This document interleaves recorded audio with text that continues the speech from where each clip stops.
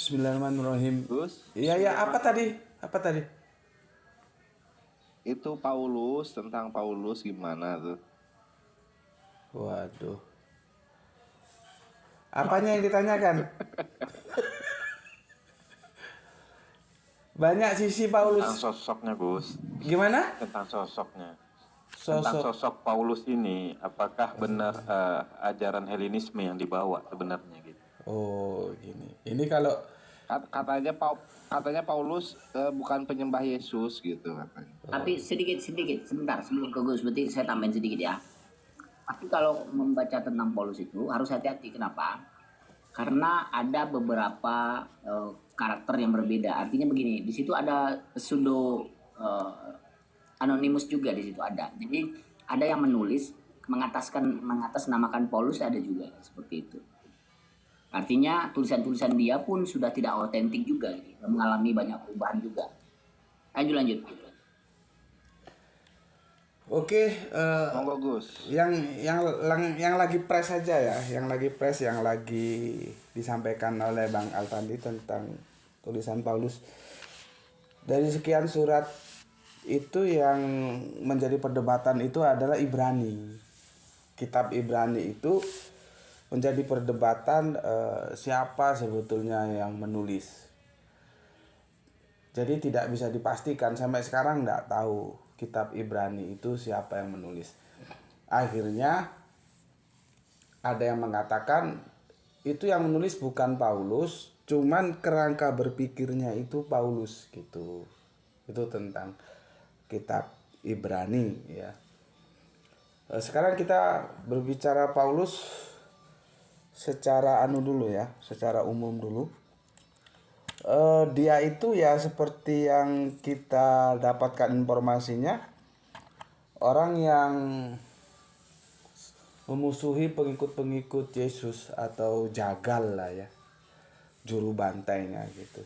Yang secara politis memang didukung oleh Roma yang saat itu sedang menguasai Israel sebagai tanah jajahannya ya, karena dia juga berkewarganegaraan Roma dari ibunya. Kalau bapaknya itu orang Israel, jadi dia Yahudinya sebetulnya nggak murni ya, kawin campur itu. Tentang Jemael, ngakunya sih dia murid Jemael ya, tapi ada yang bilang dicari data dari daftar murid-murid Jemael kok nama dia nggak ada gitu ya. Cuman dia klaim tuh di surat-suratnya dia muridnya Jemael. Paulus tidak masuk ke dalam Sanhedrin.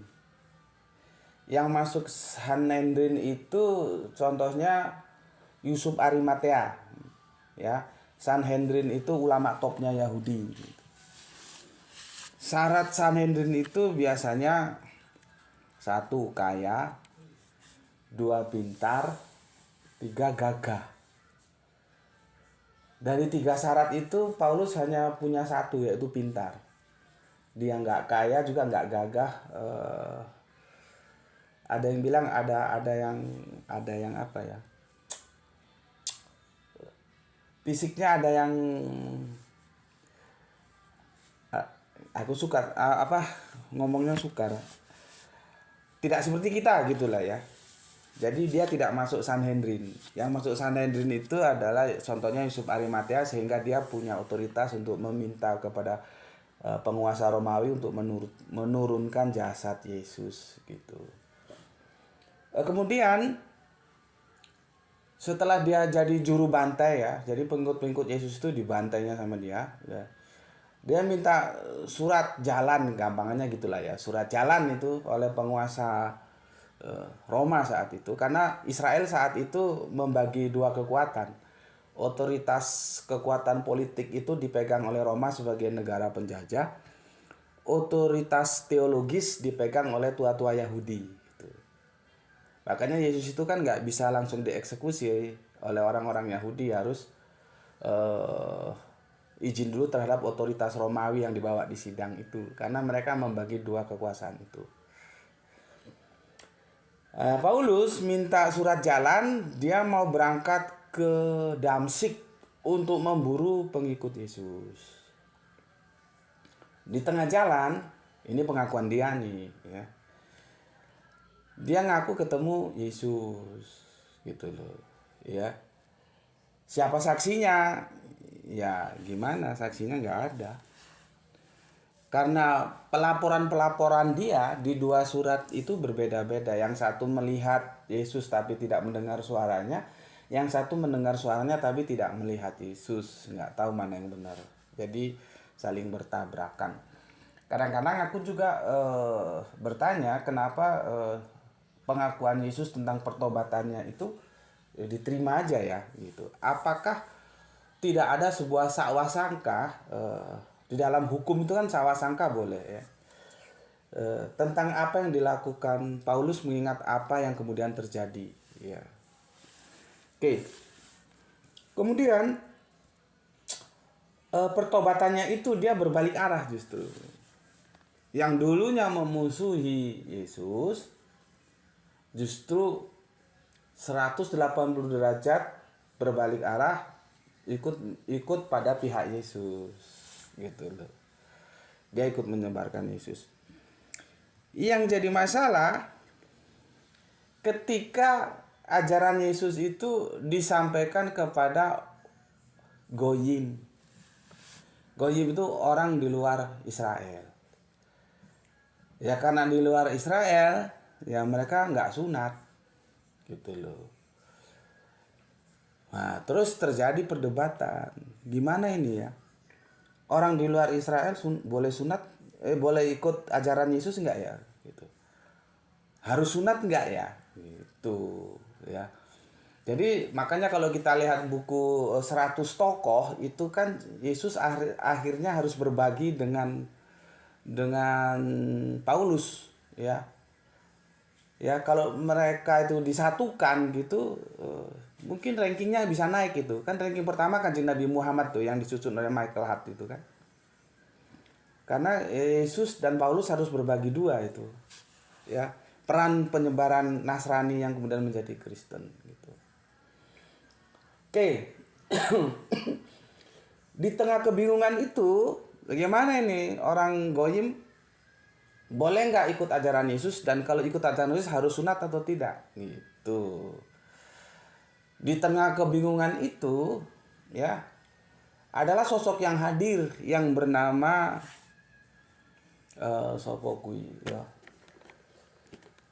Barnabas.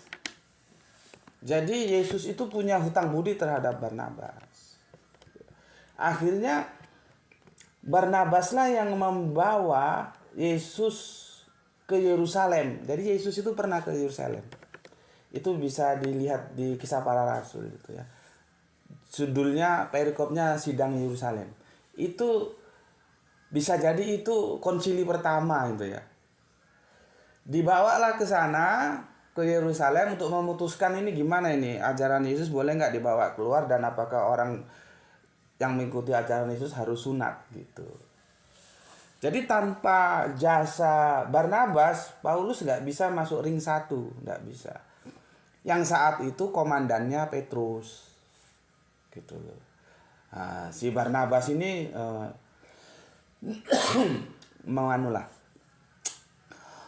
mendeskripsikan apa yang sudah dilakukan Paulus yang sudah berubah mendukung Yesus gitu ya. Sudah banyak orang tertarik dengan ajaran Yesus segala macam bla bla bla bla. Tapi ini masalahnya gimana ini, sunat atau enggak ini, dan boleh nggak diajarkan, kan begitu. Aku juga nggak tahu ya kenapa kok terlalu gegabah. Petrus sebagai, ini gue kelamaan nggak? Kalau kelamaan nanti kasih tahu ya. Karena memang ceritanya panjang. Lanjut ya. Nanti kalau misalkan kelamaan ya stop aja, nggak apa-apa, aku tak dengar gitu. Gue juga nggak tahu apa yang dipikirkan Petrus pada saat itu sehingga memberi izin nggak harus sunat. Di situ mulai ya terbuka jalan penyimpangan. Karena Abrahamic faith itu sunat, Yahudi, Nasrani, Islam itu sunat. Dalam kekristenan nggak sunat tuh cikal bakalnya di situ. Karena Petrus memberi angin ya sudahlah, jangan memberikan beban kepada mereka gitu. Mungkin itu sebagai strategi dakwah mungkin ya. Bisa jadi kan begitu. Biarlah mereka nggak sunat dulu gitu. Tapi nanti setelah mereka masuk suruh sunat setelah tersebar. Apa mungkin begitu ya? Ini hanya hipotesaku ya. Karena kalau aku lihat ada sesuatu yang aku heran, kenapa Petrus saat itu mengizinkan tidak bersunat untuk orang-orang non-Israel gitu loh. Seandainya tidak dikeluarkan izin sama Petrus, ya orang-orang itu harus sunat kalau mengikuti ajaran Yesus gitu. Yang menjadi lebih kental lagi kopinya, keputusan Petrus didukung oleh Yakobus. Gitu loh. Maka setelah itu lengkaplah sudah goyim-goyim itu tidak sunat. Maka sampai sekarang saudara-saudara Kristen kita kan tidak sunat. Jadi sebetulnya teman-teman Kristen kita itu tidak usahlah beralibi dengan sunat hati, sunat ini enggak ya, karena historikalnya enggak ada hubungannya dengan sunat dan sunat hati gitu. Kalau sunat hati aja cukup, tentunya Yesus kan cukup sunat hati saja, tapi kan faktanya tidak ya. Dan aku yakin hati Yesus mesti lebih bersih lah daripada hati orang Kristen sekarang gitu ya. Tapi faktanya Yesus juga ikut sunat fisik kan di usia 8 tahun di kitab Lukas itu gitu. Jadi masalahnya bukan sunat fisik atau sunat hati, masalahnya Petrus saat itu memberi angin gitu. Ya, nah, setelah itu memproklamirkan dirilah si Paulus bahwa dia adalah nabi, rasul untuk orang-orang yang tak bersunat. Di situ loh. Disitulah kemudian. Gus, potong sedikit Gus. Monggo. Sunat hati yang mereka pahami itu seperti apa sebenarnya Gus? Ya aku repot juga jadi pokoknya jadi gini, misalkan jenengan punya keinginan itu kan dalam hati kan, keinginan yang buruk-buruk ya itu disunat gitu loh. Namanya sunat hati. Oh, enggak, karena ini Gus, di ulangan itu, di ajaran Musa itu, menyunat hati itu membuka hatinya yang tertutup itu gitu. Jadi mereka mulai kembali menerima perintah-perintah Tuhan, menjalankan perintah Tuhan dan hukum-hukum Tuhan gitu. Iya, tapi dalam kekristenan kan Sama berbeda. pemahaman mereka dengan itu. Berbeda. Di tangan Kristen itu menjadi berbeda. Kalau misalkan sunat hati yang seperti di Perjanjian Lama, membuka hati untuk menerima perintah Allah, dan sunat itu perintah Allah dan itu perjanjian kekal, dan yang tidak mau sunat harus dilenyapkan itu sebetulnya. Itu tegas kok di kitab perjanjian dengan Abraham. Itu yang nggak mau sunat itu dilenyapkan. Sekarang silakan buka kamus, dilenyapkan itu diapa no gitu loh. Jadi kalau pemahaman sunat hati dalam perjanjian baru itu memahaminya seperti perjanjian lama, ya harusnya sunat fisik juga. Karena sunat fisik itu kan perintah Allah gitu loh. Cuman kan di tangan perjanjian baru jadi berubah gitu. Oke, bisa dilanjut? Lanjut. Oke. Sampai mana tadi lupa aku. Assalamualaikum. Waalaikum. Gus. Waalaikumsalam Kang Mas. Sebutir debu. Sampai mana tadi lupa aku. Sampai Paulus menjadi rasul orang-orang yang nggak bersunat. Oh, oke. Gus, Iya. saya intermezzo sedikit. Boleh. Boleh. Ya, kalau di Galatia kalau nggak salah itu ya, ayat berapa tuh saya lupa itu ya. Yakobus sebenarnya surat-surat Paulus yang menyatakan bahwa dia itu dapat izin dari Yakobus, dari Petrus itu dipertanyakan gitu. Karena berdasarkan di dalam Bible, justru Yakobuslah imam besar sebenarnya setelah kewafatan Yesus, karena Yakobus itu kan masih saudaranya Yesus. Ya kan? Saudaranya Yesus dia imam besarnya, dan ringnya Yakobus ini para murid-murid yang tersisa itu adalah penganut Taurat yang ketat gitu. Jadi mereka tidak mungkin melonggarkan atau mengizinkan apa yang diklaim oleh Paulus itu gitu. Jadi tidak benar itu. Makanya ada di dalam Galatia itu Yakobus mengirim utusan ke ke Efesus ya kalau nggak salah ya, mengejar untuk mempertanyakan pengajaran Paulus gitu kan. Mereka datang gitu dan bahkan mempertanyakan otoritas Paulus dalam memberikan pengajaran Injil kepada orang-orang Goyim itu. Tapi kan Paulus kan marah di situ. Dia katakan seakan-akan apakah kalian ini nggak cukup dengan Injil yang dia bawa itu. Artinya dia sudah mengklaim sebagai nabi kan, Mesias kan. Nah itu bisa dilihat tuh ayatnya. Saya lupa, tapi ada ayatnya, nanti saya sebutin ya. Jadi sebenarnya antara Paulus dengan Yakobus itu bertolak belakang gitu. Kenapa? Karena yang menjadi pokok sebenarnya daripada pengajaran itu yang pertama akidah, ya, yang kedua baru hukum-hukum. Nah akidah itu monoteisme yang diajarkan Yesus, bukan trinitas. Nah tidak, kemudian akidah Yahudi ya menuhankan manusia itu adalah kekafiran gitu, musyrik gitu. Jadi tidak mungkin direstui oleh Yakobus.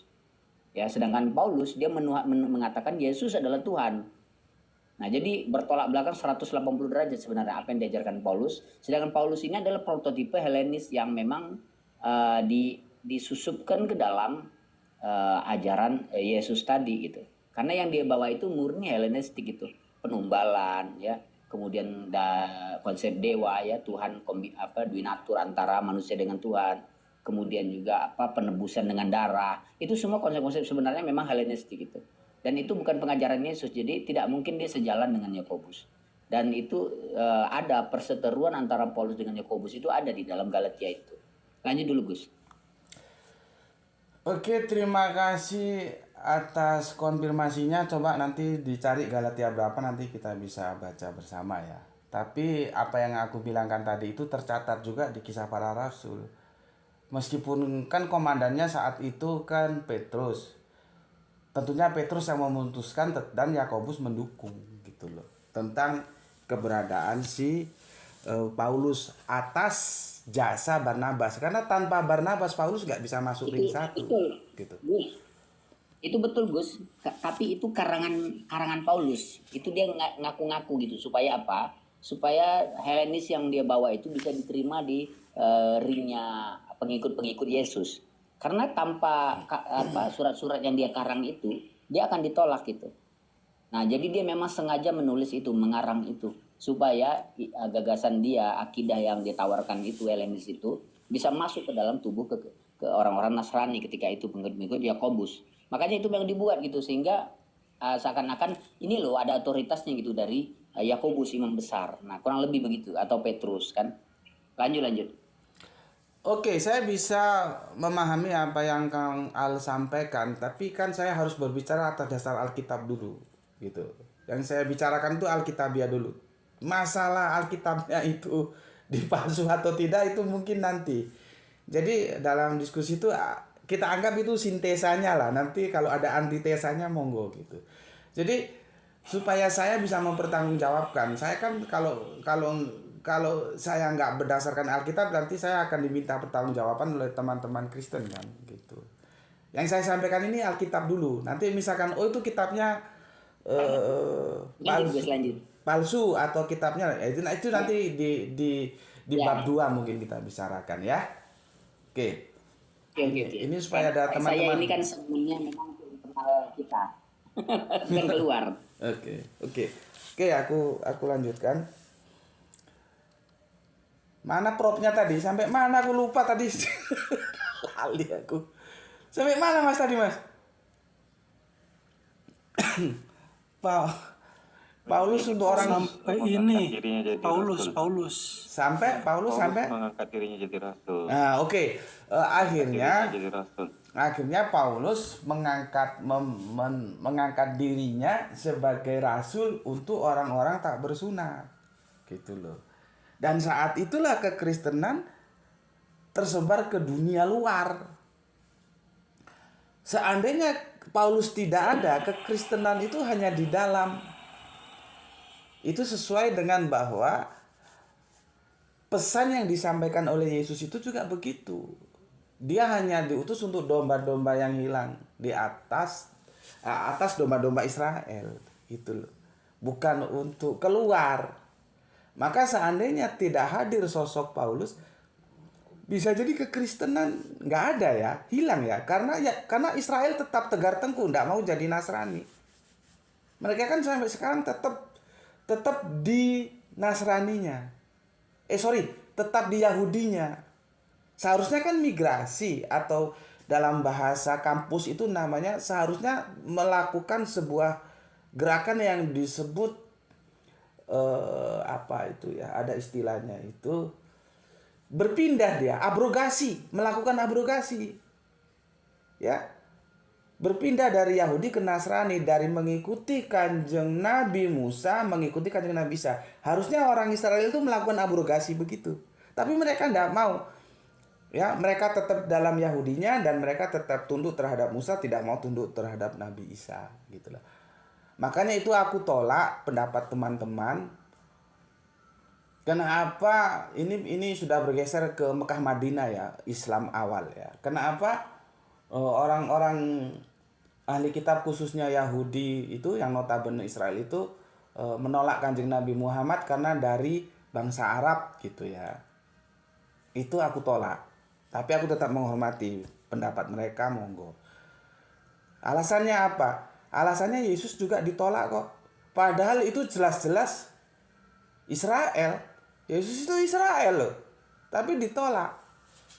Jadi argumentasi mengatakan kenapa mereka menolak kanjeng Nabi Muhammad dan alasannya karena kanjeng Nabi Muhammad dari jalur Ismail yang Arab, itu aku tolak gitu. Ya. Aku nolak itu biasa, tapi aku punya argumen. Ulama siapapun aku tolak, tapi kalau aku punya argumen. Jadi kalau menolak argumen itu bukan berarti tidak menghormati gitu loh, ya. Supaya tahu kalian. Berbeda pendapat tuh biasa gitu loh. Ulama itu tidak harus kita iyai, tidak harus kita engge, harus yes, enggak. Boleh kita berbeda, tapi harus hormat terhadap ulama. Karena tanpa jasa ulama kita tidak tahu agama. Agama itu proses periwayatan. Riwayat itu yang membawa ulama, gitu loh, ya. Berpikir terbuka itu begitu. Jadi jangan bilang Gus Beti tidak menghormati ulama, itu salah besar. Ya. Karena mungkin belum lengkap lihat kajian-kajianku di YouTube ya, di video. Ketik aja Subandi T. Sukoco di channel YouTube, nanti kalian tahu. Aku itu menghormati ulama, tapi tidak harus pendapat dengan ulama, gitu loh. Oke, selanjutnya ya, Kristen itu tersebar luas keluar dari teritorial Israel. Dan kita tahu sampai sekarang menjadi mungkin terbesar di dunia ya, setelah Islam ya jumlahnya. Jadi Kristen Islam gitu ya. Itu jasanya Paulus gitu loh. Nah, sekarang masalah surat-surat. Aku juga berpikir begini. Apakah Paulus itu dulu, jadi jangan semua kita tumpahkan ke Paulus gitu loh. Tadi Bang Al itu membabi buta, menumpahkan semua kesalahan penyimpangan Kristen sama Paulus, itu salah. Nanti aku jelaskan salahnya di mana. Ya. Apakah dulu Paulus itu nulis surat? Itu surat biasa. Ada jamaahnya di Korintus ditulis surat. Ada jamaahnya di Roma ditulis surat. Maka disebutlah Roma, Korintus, ya. Ya macam-macam lah ya, sesuai tempatnya.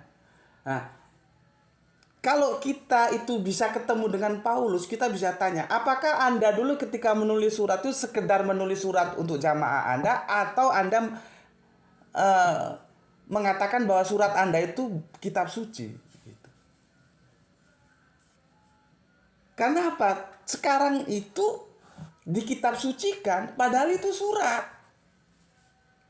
Jadi setelah di Perjanjian Lama itu setelah Matius, Markus, Lukas, dan Yohanes, baru Kisah Para Rasul, surat-surat Paulus itu sangat mendominasi. Bisa dikatakan justru lebih dominan surat Paulus dari Matius, Markus, Lukas, Yohanes. Nah, pertanyaannya kan, atas keputusan apa gereja dulu menjadikan surat-surat Paulus itu menjadi kitab suci? Dan apakah kira-kira Paulus dulu ketika nulis surat itu ada dalam benaknya itu ini supaya jadi kitab suci? Kan belum tentu juga. Karena itu memang surat biasa gitu loh. Ya. Dikirim kemana? ke Roma, ditulislah Roma. Nanti kemana, daerah mana, ditulis daerahnya mana. Surat biasa sebetulnya gitu, ya. Oke.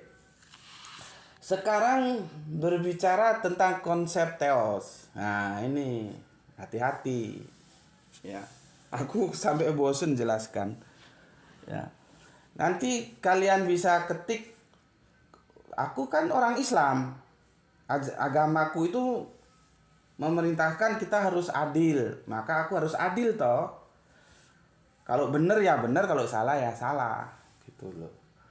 Ya, maka terhadap Paulus juga aku harus adil. Maka dari rasa adil itu yang diperintahkan oleh Islam sebagai agamaku, aku membuat video. Tajuknya itu Aku Membela Paulus. Masalahnya yang dibela apanya? Yang aku bela itu konsep teosnya doang. Jadi konsep teos, jadi dibatasi. Konsep teos. Di luar itu aku tidak bela. Karena menurut yang aku amati, dalam konsep teos, Paulus itu masih menjaga syahadat Shema. Karena ini Yahudi tengik loh ini. Paulus itu Yahudi tengik. Jadi dia masih menjaga syahadat Shema. Shema o Israelu Adonai, Elohenu Adonai, Ehad. Ehad itu masih dia pegang. Dia tahu benar. Bahkan ada informasi yang masuk ke aku. Kenapa dia dipenggal sama Nero? Biaya perjalanan dia kan ditanggung Nero. Tetapi Paulus tidak mau merubah konsep teosnya yang tunggal menjadi pagan. Maka sebagai tagihan atas lu sudah gue biayai, lu nggak mau merubah, gue sikat lu, kira-kira gitulah. Tapi ini sejarah ya, bisa dikonfirmasi. Sekarang siapa menanggung biaya perjalanan dia? Kan harus ada donaturnya, yaitu Nero. Ketika konsep teos Paulus masih mempertahankan yang ehad itu, ya Nero nggak terima, penggal kepalanya. Itu informasi sejarah, tolong dikonfirmasi, kalau salah ya salah gitu. Nah, sekarang aku mau berpegang pada Alkitab. Di dalam Alkitab, nah ini teman-teman Kristen kalau ada yang dengar bagus ini. Paulus itu bukan penganut teos Tritunggal. Paulus itu bukan penganut teos Onesis. Paulus itu adalah penganut teos tunggal. Dia memegang syahadat Shema. Ya. Ketika ya saat itu dunia ini lagi dikuasai oleh dua superpower. Kalau zaman Kiwari kan Amerika dengan Uni Soviet ketika belum runtuh karena ada perestroikatnya yang disusun oleh Gorbachev itu ya. Dulu kan dua kutub ya. Sekarang sudah tidak bipolar lagi ya. Amerika menjadi begitu sangat kuasa. Kalau dulu dua kutub itu Romawi Yunani.